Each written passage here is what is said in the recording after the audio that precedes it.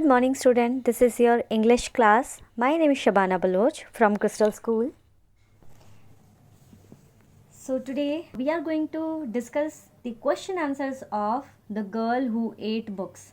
Yesterday I explained you the entire explanation of this chapter.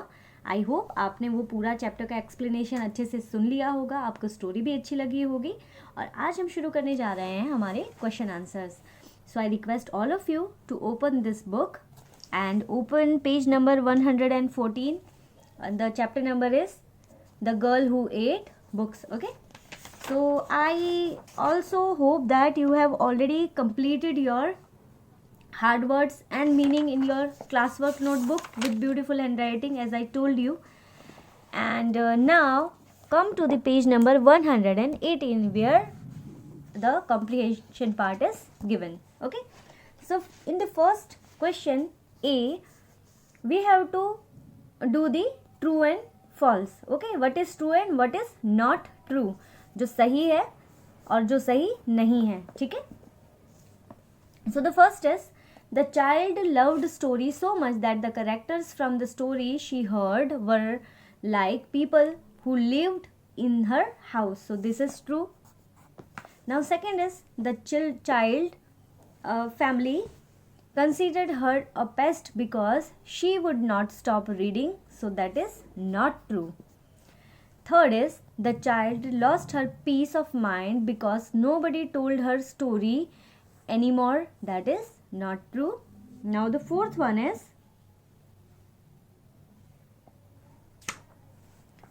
now that the child could read, she was thrilled. There were so many books in the house. So that is true.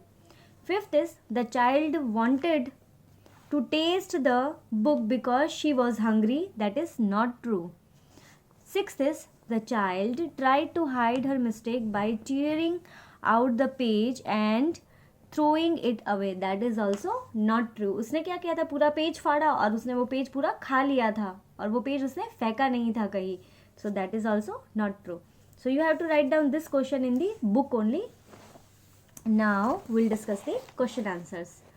Now the first one is read this line from the text and answer the following question. Now the first line is one after another black ants crawled across the page silently saying nothing to me. तो जब एक छोटी सी इस girl ने जब book open की तो उसे क्या दिखाई दिया कि बहुत सारी चींटियां चल रही है और वो कुछ बोल नहीं रही जब उसने पेज को ओपन किया. लेकिन एक्चुअल में क्या था कि वो वर्ड्स थे, वो चींटियां नहीं थी, वो छोटी छोटी ब्लैक कलर की एंड्स नहीं थी. Okay, now the question is what are the black ends that the child is talking about? So here the answer is the black ants. What words looked like to the child because she could not read? क्योंकि उसे पढ़ना नहीं आता था तो उसे वो words थे वो कैसे लग रहे थे, उसे एंट की तरह लग रहे थे, उसे चींटियों की तरह लग रहे थे. Now B, why are they saying nothing to her? और वो उससे कुछ बोल क्यों नहीं रहे थे? Because the ants are saying nothing to her as she cannot read. वो जो वर्ड्स थे जो एंड की तरह दिख रहे थे वो उसे क्यों कुछ बोल नहीं रहे थे, क्योंकि वो उसे पढ़ना ही नहीं आता था इसलिए. Now see, how did the black ant make the child feel? जो ब्लैक एंट थी वो चाइल्ड को कैसा फील करवा रही थी? सो the child feel terrible that she could not read. तो चाइल्ड को बहुत ही ज़्यादा टेरेबल फील हो रहा था कि उसे कुछ पढ़ना नहीं आ रहा था. Second is it was the sense of power of owning some words at last after having to beg them from adult for so long. A, what event made the child feel this way? Reading a poem from the book successfully made the child feel this way. Okay, now B, how did the word make the child feel powerful? अब उसे powerful क्यों feel हो रहा था जब वो पढ़ने लगी थी? So as she was able to read the book properly she was feeling powerful. Now see, how did this event open up new opportunity for the child? So the answer is The house was filled with many books. Now that the child could read, she can get stories from all that book. अब क्योंकि उसे पढ़ना आ गया है तो वो घर की सारी बुक्स पढ़ सकती है और उसे एक बहुत अच्छा मौका मिल गया था. Now the third one is, this would hardly be the last time I would find the printed word hard to digest. A. What incident gave the child digestion problem?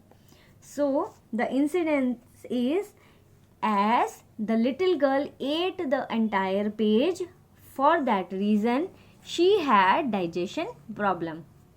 उसने पूरा पेज खा लिया था इसलिए उसके पेट में गड़बड़ हो गई थी. B. What are the two meaning of the phrase hard to digest? अब hard to digest मतलब हजम करना मुश्किल हो गया था. तो अब यहाँ पे दो मीनिंग है. So the first meaning is hard to digest, that something she ate upset her stomach. पहला तो ये कि उसने कुछ ऐसा खा लिया था जिससे उसके पेट में दर्द होने लगा. And gave her digestion problem. It also means that some books she would read in future would be hard to understand or like. और दूसरा मीनिंग ये है कि फ्यूचर में वो कुछ ऐसी बुक्स पढ़ने वाली है जो शायद उसे समझ आ पाए और शायद उसे ना भी समझ आए, है ना. काफ़ी बार ऐसा होता है कि आप काफ़ी सारी बुक्स पढ़ लेते हैं, चैप्टर पढ़ लेते हैं, लेकिन आपको समझ नहीं आता. तो वो क्या हो गया आपके लिए, हार्ड टू डाइजेस्ट हो गया, उसे समझना आपके लिए मुश्किल हो गया. Now see, what does the sentence preside about the child future. अब ये सेंटेंस चाइल्ड के फ्यूचर के बारे में क्या बताता है. Presage means to let know the future, उसके फ्यूचर में उसके बारे में बताता है. So the answer is, the sentence means the child will go on to read and read a lot of book in future. तो यहाँ पे ये बताते हैं कि फ्यूचर में वो गर्ल है वो बहुत ही ज़्यादा बुक्स आगे जाके पढ़ने वाली है. Okay, so this question you have to write down in your class work notebook. Okay, sorry, with good handwriting all the answers of A, B and C. Now we'll discuss the C. Answer these in detail. अब हमें इसका answer detail में बताना है. The first question is, how was the child's mother a major influence on her? तो child की mother थी, उसका बहुत ही ज़्यादा दबाव था. इन्फ्लुएंस मीन्स बहुत ही ज़्यादा प्रभावित थी वो अपनी मदर से. ऐसा क्यों था? So the answer is, child mother was a major influence to her because every day she was letting her new story, those story which are sometime imaginative and sometime real, and that makes interest in the child mind, and she was enjoying it a lot. Okay, you can write down this answer and also one more answer which is given in the answer के, आप वो भी answer लिख सकते हैं. जो मैंने answer बताया है वो भी आप लिख सकते हैं. Okay, now second one is, to what does the child compare the memory of first word she read. Why is the memory of her first word so sharp and clear. So the child compares the memory of first word she read to the memory of the time she almost drowned in Goa. The drowning incident has very strong impact on the child. The salty water, the feeling of being unable to breathe, the struggle of life, these were not things that child could forget. अब यहाँ पे उसने जो पहला शब्द पढ़ा था book का उसे वो भी याद रह गया, लेकिन एक बार लाइफ में वो एक बार गोवा गई थी और वो एक जो ओशियन था वहाँ पे नहा रही थी और वो वहाँ पे डूब गई थी और सॉल्टी वाटर उसके पेट में चला गया था और वो डूबने वाली थी, तो उसे वो भी चीज़ याद रह गई थी. तो उसकी मेमोरी, जो उसने अपनी मेमोरी को फिर से रिकलेक्ट किया, मेमोरी को शार्प किया और उसे ये चीज़ आज भी याद है, फर्स्ट वर्ड और फर्स्ट उसकी लाइफ का incident. Okay, now the question number 3 is, would you call the child imaginative? Why? Who else can describe the child? Support your answer with example.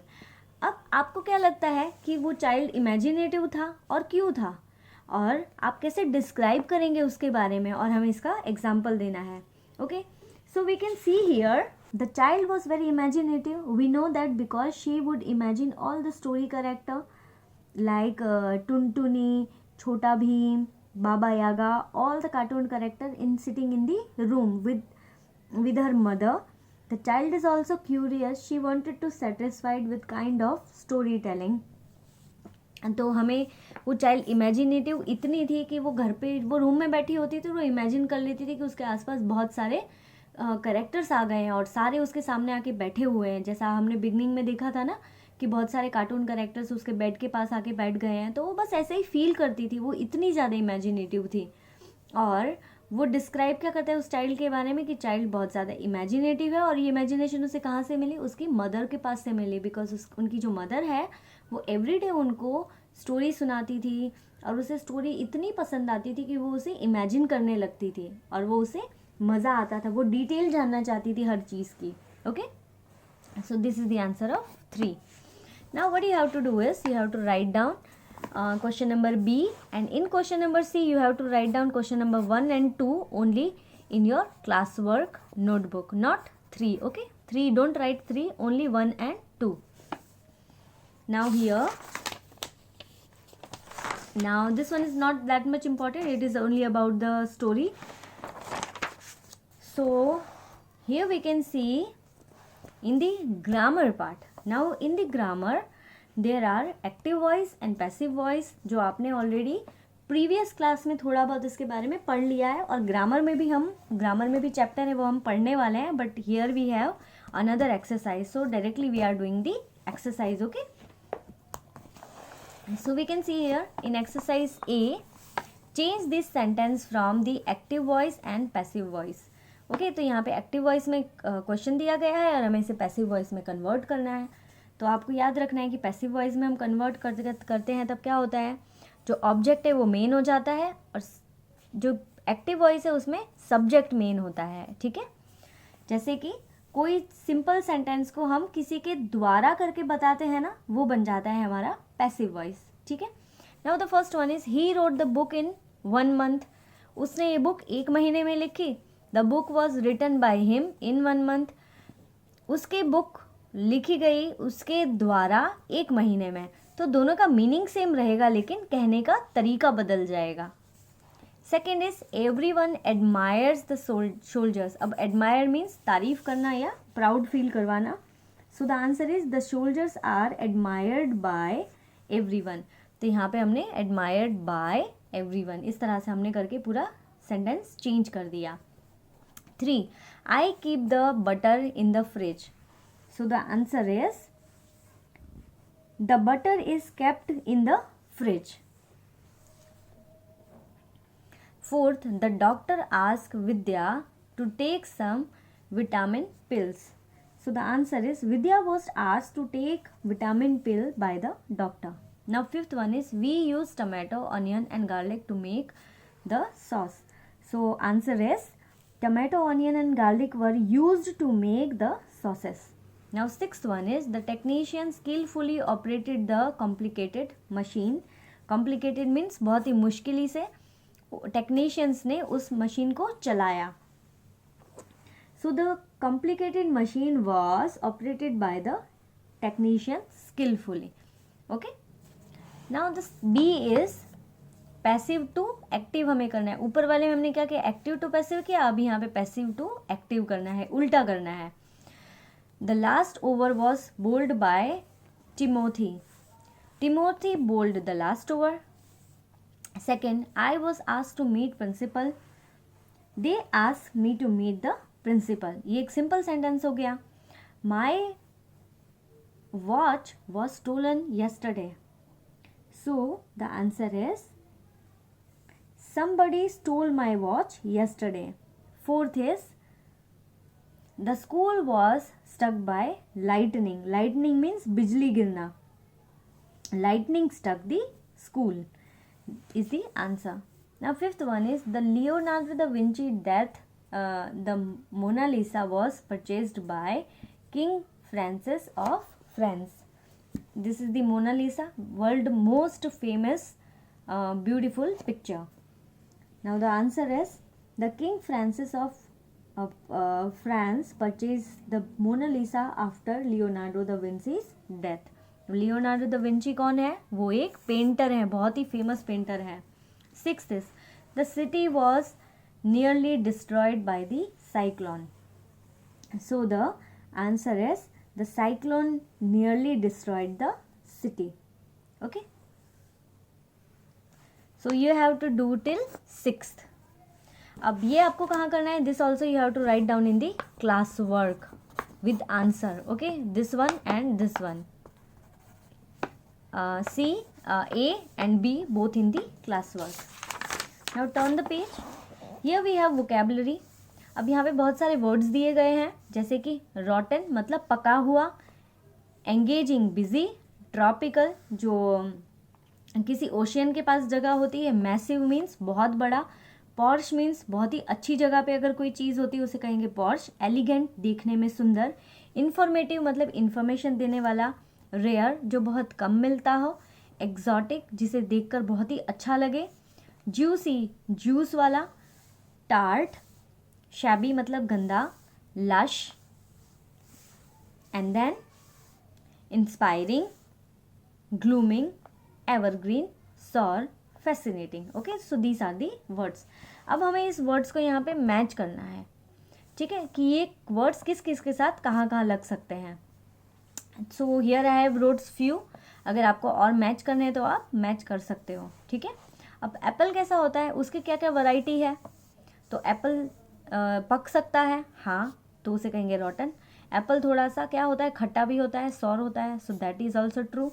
Then house यहाँ पे कैसा होता है, house massive होते हैं, बड़े होते हैं.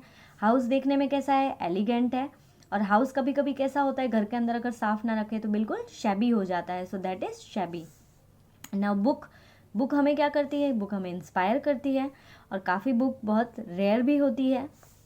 अब ट्री, ट्री कैसी होती है, एवरग्रीन रहती है. और ट्री कहाँ पाई जाती है, काफ़ी बार ट्रॉपिकल्स में भी वहाँ पे हम देखने को मिलते हैं. तो आपको इसमें से ही सिलेक्ट करके लिखना है according to the image. Okay, so this you have to do in your book only. And this listening part you can do it by yourself, not much necessary, but you have to do it at home. अब मैं आपको जो answer की भेजूंगी उसके अंदर एक paragraph दिया गया है, आप उस पैराग्राफ को रीड कीजिए अच्छे से, और उसके बाद ये क्वेश्चंस पूछे गए हैं उसके आप आंसर कर सकते हैं. स्पीकिंग ऑल्सो आपको खुद पूरा रीड करना है और इसे स्पीकिंग में प्रैक्टिस लानी है, ठीक है. And yes, here we have dictionary work. Complete the table, refer a dictionary to find out what you do not know and are not sure of. Okay, so dictionary के बारे में आपको पता ही होगा, डिक्शनरी का यूज़ आपने पहले भी किया होगा. So according by using dictionary, आप डिक्शनरी के अंदर बहुत सारे फॉर्म्स दिए गए होते हैं, जैसे वर्ब फॉर्म भी दिया होता है, एडजेक्टिव फॉर्म भी होता है, और नाउन फॉर्म भी होता है. आप डिक्शनरी यूज़ करेंगे तो ही आपको पता चलेगा. If you have dictionary at home, जो पेपर वाली डिक्शनरी होती है वो अगर आपके घर में है तो आप उसे ओपन कीजिए और ये वर्ड देखिए, एन्जॉय, एन्जॉय वर्ब है. अब एडजेक्टिव देखेंगे तो एन्जॉयबल हो जाएगा, और नाउन देखेंगे तो एन्जॉयमेंट होगा. Okay, now prevent, preventable, prevention, mock, मॉकिंग, mockery, inspire, inspiring, inspiration, accept, acceptable, acceptance. Okay, so by this way you can do it. And this one also not much necessary, this is just for your knowledge. हमने ये already कर चुके हैं grammar part में. So this one also you have to write down in the book only. ठीक है, the way I have wrote, इसी तरह से आपको लिखना है. And this last one is life skill. ये आप अपने हिसाब से कर सकते हैं, it is up to you. अगर नहीं भी करेंगे दैट इज़ ओके. हम जब आप वापस स्कूल आएंगे तब हम इसे बैठ के आराम से करेंगे in the part of revision. Okay, in the activity. So अभी मैंने जितना भी आपको बताया है वो सारा आपको करना है. मैंने ऑलरेडी अंदर मेंशन कर दिया है कहाँ आपको क्लास वर्क करना है, नोटबुक में करना है, और कौन सा आपको बुक के अंदर करना है. So be careful about that and do your work with good handwriting and complete your work on time. So this is all for today. Thank you so much and have a good day.